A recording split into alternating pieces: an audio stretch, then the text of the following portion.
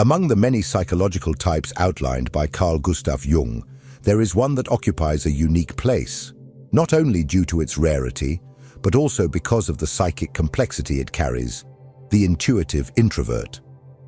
According to Jung, this personality represents one of the most difficult modes to understand, both by others and by oneself. It is not a type oriented towards external action, the world of facts or observable emotions.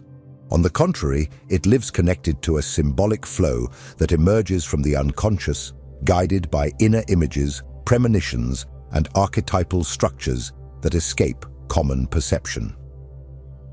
This type does not operate from linear logic or empirical observation. Its compass is internal. It captures meanings that are not yet formed, perceives psychic movements before they become conscious, and is guided by a deep sensitivity to the invisible. The concrete world, with its practical demands and rational codes, often seems banal or irrelevant to it. And not because it is arrogant or disinterested, but because its attention is directed towards another dimension, a symbolic plane that often anticipates the present time. For it, facts are shadows of something more essential that is still in gestation. Jung described this type as someone who perceives what is about to be, but is not yet. It is a perception oriented towards potential, towards the psychic virtual, towards what is forming in the collective unconscious. This way of functioning makes the intuitive introvert sensitive to cultural, spiritual, and existential transformations that announce themselves before they become visible. But this sensitivity, as powerful as it may be, comes at a price. The world around it does not operate on the same frequency. Society demands proof, results, objective data. And what this type perceives by its very nature is intangible, at least initially.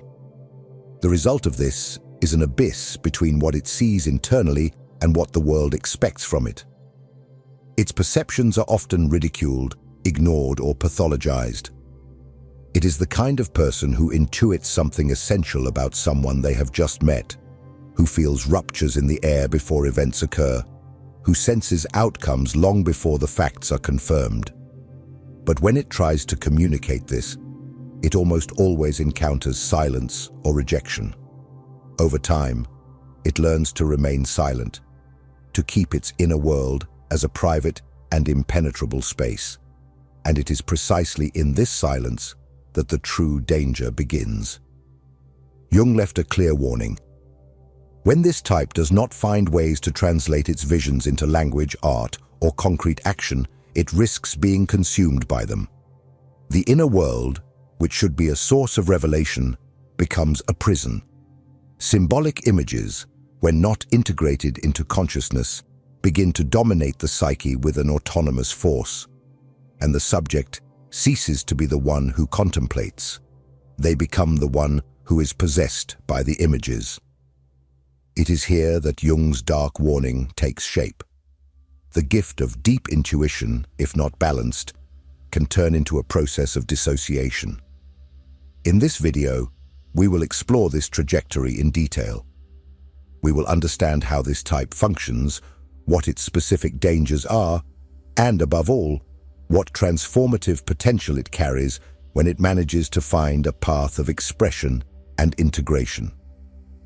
The journey of the intuitive introvert is not easy, but it is also not trivial. It is a journey between worlds, and understanding this crossing can illuminate not only those who live this psychic configuration, but also those who wish to comprehend the deeper mysteries of the human soul.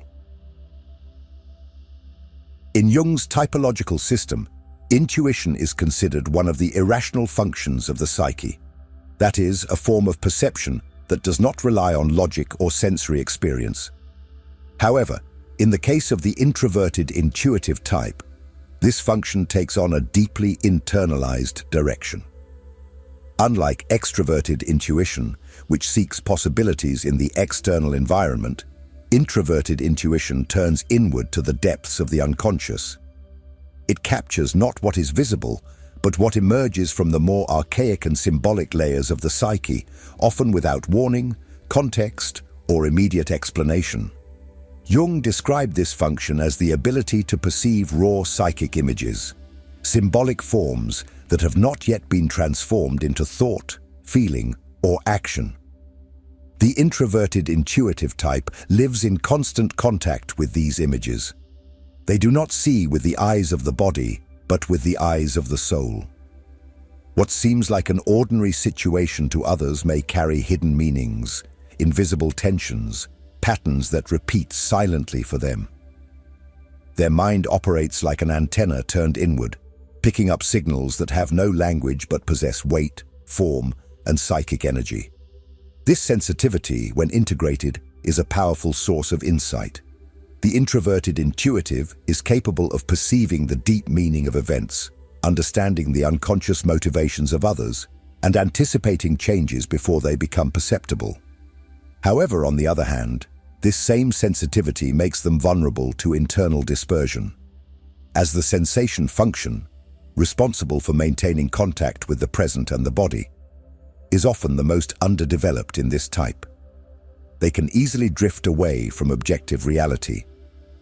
Intuition then begins to function autonomously, disconnected from practical experience, and the individual gets lost in an ocean of internal images.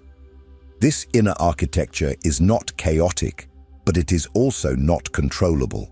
Symbolic images arise out of psychic necessity, not conscious choice.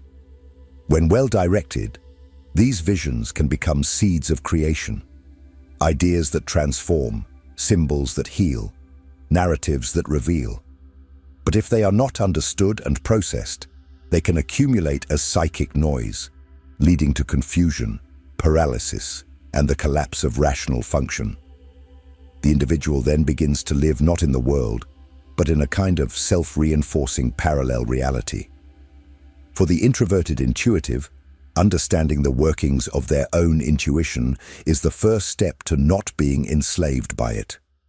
They need to learn to distinguish what is a revealing symbol from what is baseless fantasy, and this requires time, silence, and internal structure. But it also demands a warning. No matter how fascinating this internal world may be, it holds traps. The next part of the video will specifically address these traps, especially the moment when symbolic vision, without finding expression, begins to transform into delusion. If this content is making sense to you, click the subscribe button and subscribe to the channel. Thank you for your support. Introverted intuition has a characteristic that makes it simultaneously fascinating and dangerous. It does not operate in the present time. Its nature is directed towards what is to come, towards that which is not yet, but insinuates itself at the edges of consciousness. The introverted intuitive type lives as if inhabiting the threshold between now and not yet. They sense the approach of events, perceive archetypal changes in the psychic and cultural fabric before they manifest in concrete form. This capacity for anticipation makes them, in Jung's words, akin to a prophet, someone who sees what others cannot yet see. But there is a fundamental dilemma in this position. What is seen cannot be proven. What is felt cannot be justified with facts. And what is intuited rarely finds resonance in others. This creates a constant conflict between the inner clarity of vision and the lack of external recognition.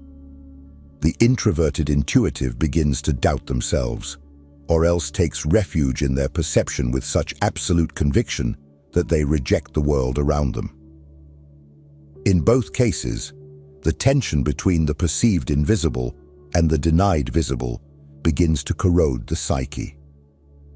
One of the most powerful examples cited by Jung is that of a patient who described, during the analytical process, the image of a black snake lodged in her abdomen. As the treatment progressed, this snake began to rise within her body until it emerged from her mouth and transformed into a serpent with a golden head. For many, this would seem like a delirious fantasy, but Jung interpreted the image as a clear symbol of inner transformation, a process of individuation taking visual form through the unconscious. The black snake represented the repressed content that, when integrated, was reborn as a symbol of healing. This example accurately illustrates the functioning of introverted intuition. It does not speak with logic, but with images. It does not point to causes, but reveals destinies. The problem arises when these images do not find an external language, when the symbol is not translated into creation, reflection, or action. At this point, the vision, once revealing, begins to close in on itself. The mind loses the ability to distinguish what is insight from what is illusion, and what was symbolic wisdom becomes solitary delirium. The boundary between revelation and delirium is extremely subtle, and the introverted intuitive walks upon it every day. In order for intuition not to turn into a psychic labyrinth, it is essential to understand which mechanisms can lead to a rupture with reality. In the next part, we will explore exactly this process. The moment when the symbol, by not being expressed, begins to dominate the subject completely, leading to archetypal inflation and the loss of the sense of reality. The intuitive introverted type is, by nature, a solitary individual, not by preference, but by psychic structure. Their attention is directed towards what cannot be seen, towards what has not yet taken shape, towards that which emerges from the unconscious in symbols, visions, and premonitions. However, this inner orientation, when it does not find a means of expression or mediation with the external world, creates a fertile space for identity crises, and in more extreme cases, for delusions of grandeur. Jung called this process inflatio, the moment when the ego is inflated by unconscious contents and begins to identify with powerful archetypes without perceiving its limits. This phenomenon occurs subtly. The intuitive introverted individual, by perceiving deep symbolic patterns, may begin to believe that they have been chosen for a special mission. This sense of uniqueness, although initially legitimate as a reflection of their sensitivity, can transform into a messianic illusion. The individual starts to see themselves as a bearer of absolute truths, an unrecognized visionary, a prophet rejected by a blind society. Criticism from others is interpreted as persecution. Doubt is seen as a sign of others' inferiority. Isolation deepens, not as a consequence, but as a justification. No one understands me because I am more evolved. This type of psychic inflation is dangerous because it dissolves self-criticism. The individual begins to live within their own symbolic narrative with no clear distinction between what is archetypal content and what is concrete reality. They identify with images from the unconscious, the wise one, the martyr, the prophet, and lose contact with their ordinary humanity. This over-identification with archetypes leads to psychic fragmentation. The intuitive function, which once offered glimpses of meaning, transforms into a vehicle of escape. Practical life is neglected, relationships become merely instrumental, and any contradiction is rejected as a threat to the inner vision. Jung observed that this pattern was common in personalities that emotionally isolated themselves and resisted any form of adaptation to the world. The greater danger, according to him, was not the isolation itself, but what came afterward. The complete colonization of consciousness by the unconscious. When this happens, the ego ceases to mediate reality and becomes merely a passive receptacle of symbolic images. Perception becomes distorted, judgment is contaminated, and existence begins to move in a subtly delirious fantasy realm, where everything seems to make sense, but nothing is rooted in the real. Still, not every contact with the symbol leads to collapse. There is an antidote, and it begins with the capacity for expression, the ability to translate the invisible into form, word, gesture, or art. When the symbolic vision finds a way to exit the private sphere and manifest in the world. It transforms from prison into creation. In the next part, we will see just that. How intuitive figures who manage to channel their visions, like Kafka, Van Gogh, and Jung himself, transformed their internal perceptions into works that altered collective consciousness. The psychic survival of the intuitive introverted type largely depends on their ability to transform the invisible into form. For Jung, the unexpressed symbol tends to become an autonomous agent within the psyche, acting as a foreign body that has not been digested by consciousness. The only way to integrate these internal images is by offering them a contour in the external world. Symbolic expression, whether through art, writing, music, or rituals, is not an aesthetic luxury. It is a vital necessity. This process of translating the symbol into the real is what differentiates the creative visionary from the fragmented mystic. When the intuitive introverted type finds a way to externalize their perceptions, they transform their symbolic solitude into communication, their strangeness into language, their isolation into impact. What was an internal labyrinth becomes a shareable map. And this act of creation has a dual effect. It not only relieves internal psychic tension, but also offers the collective access to contents that were previously only in the unconscious. History is full of examples of figures who most likely operated from this intuitive introverted function. Franz Kafka, with his labyrinthine and dreamlike texts, channeled his symbolic alienation into works that still capture the absurdity of modern existence. Vincent van Gogh, unable to adapt to the practical world, poured his emotional and symbolic vision into explosive brushstrokes, each painting a desperate attempt to translate a boiling soul. Even Jung, who recognized this type in himself, wrote his deepest works as attempts to translate complex internal experiences into comprehensible systems. But it is not just about genius or talent. What these examples show is that symbolic expression is the bridge between the inner world and the outer world. When this bridge does not exist, the symbol accumulates, closes in on itself, and begins to distort the perception of reality. But when there is a way out, the inner image becomes work, gesture, word, and this reorganizes the psyche. The intuitive function ceases to operate in the dark and begins to collaborate with consciousness. Creativity, then, is not just a gift. It is a process of psychological integration. However, even the richest symbolic expression may not be enough if there is no rooting in the real. The intuitive introverted type, by their structure, tends to neglect the body, routine, and concrete limits. And this exposes them to new risks. Creation can become compulsion. Inspiration can turn into escape. True integration only happens when the symbol also finds a sensory basis, when intuition is balanced by sensation.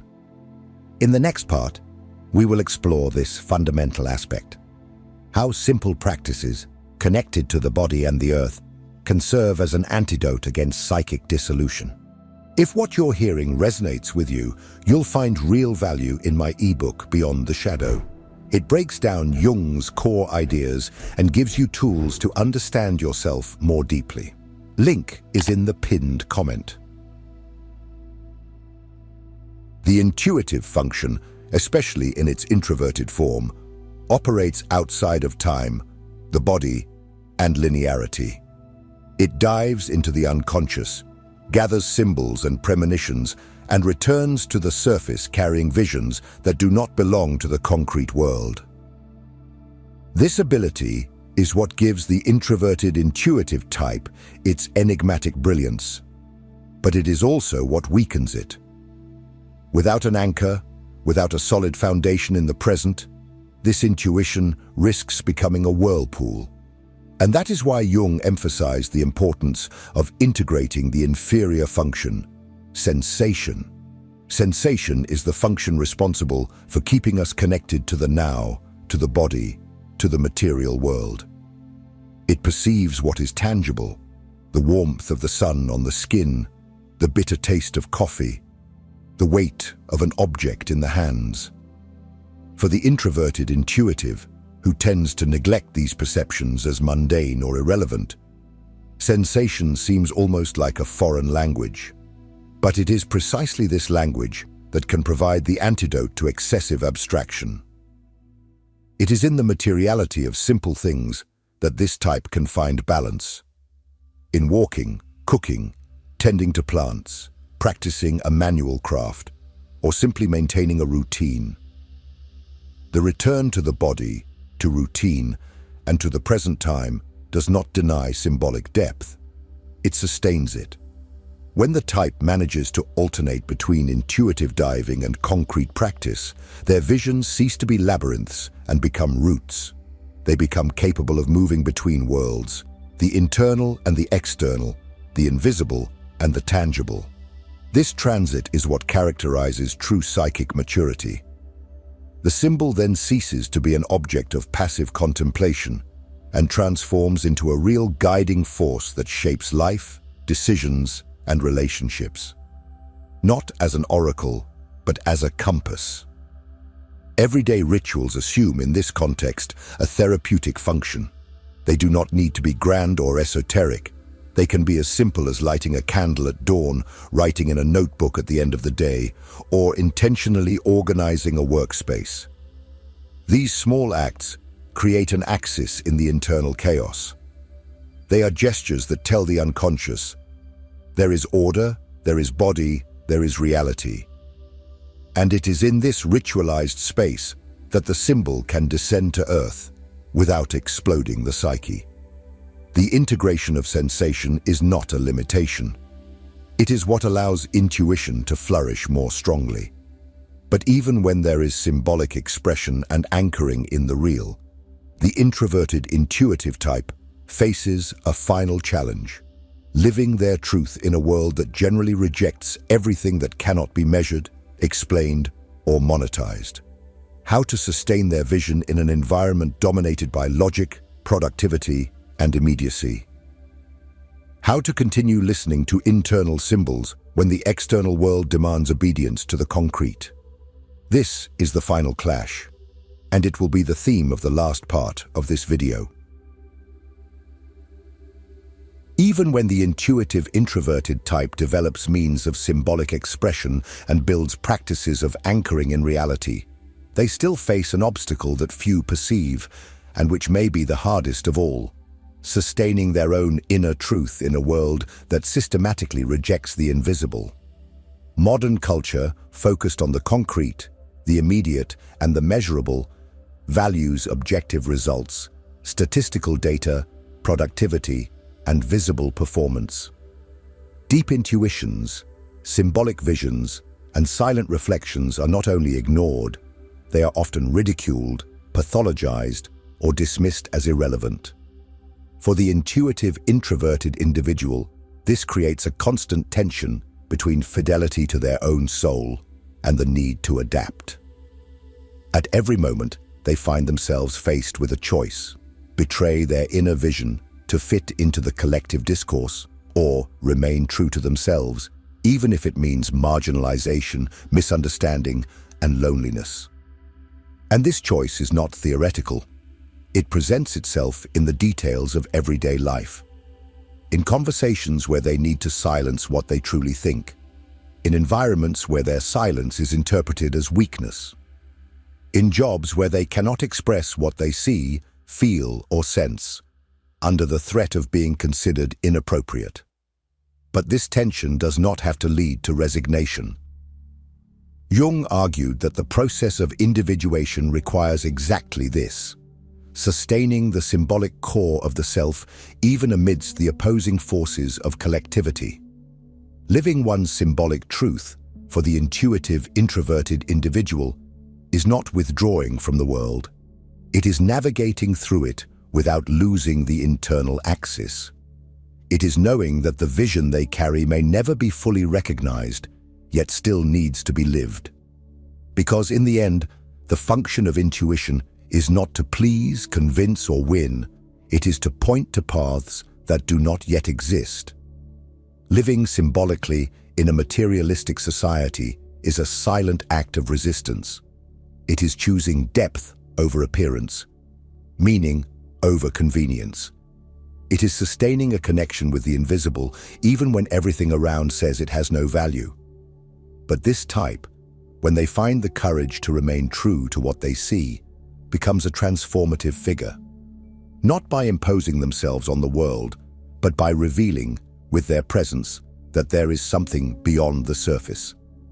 And this revelation, no matter how subtle, has the power to touch, disturb, and inspire those who are ready to perceive. If you feel that you belong to this invisible world, if you live among symbols, intuitions, and premonitions that few understand, share in the comments how you have dealt with this crossing. What strategies have you found to remain whole? How do you balance the inner world with the external reality? Your response may help others who live the same silent dilemma. And don't forget to watch the next video. It may be the natural continuation of this reflection and may offer the missing key to deepen this dive even further. It's important. See you there.